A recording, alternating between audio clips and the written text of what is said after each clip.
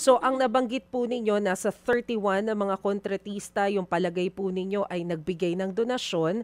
Pero meron na po ba tayong estimate numbers kung gaano kadami yung national candidates na nanalo na pwedeng nakatanggap nitong mga donasyon na to? Although may naririnig na tayong mga pangalan eh.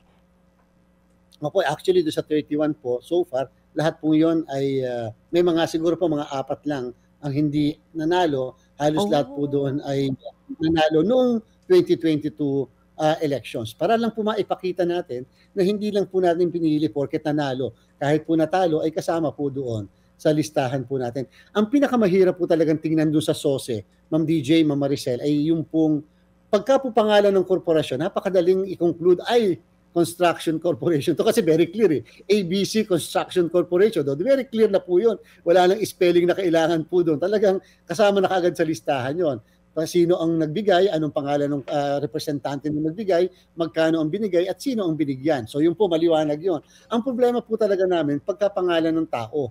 Sapagkat syempre kung ang pangalan po ay Maricel Halili na nagbigay, hindi naman namin po alam yon at hindi naman nakalagay doon sa SOSE o doon sa pagtanggap ng mismong donasyon na siya ay presidente ng isang construction corporation.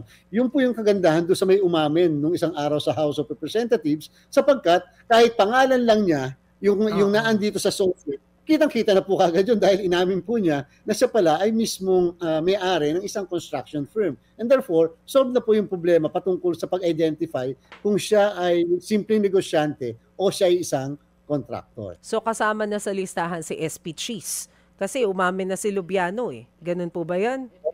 Yes po. Ma'am DJ, Ma'am Maricel.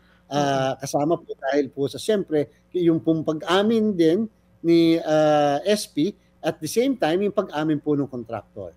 Mga kapatid, brothers and sisters, saan ka pa? Dito na tayo sa totoo.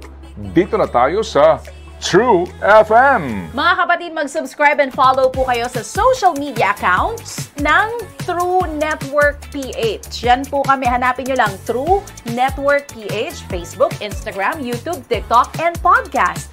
Mapa-Apple or Spotify man yan, mahahanap nyo kami. Lahat ng mga napapanood at napapakinggan nyo po sa programa, nasa social media accounts namin yan. So, paano mga kapatid? See you sa social media!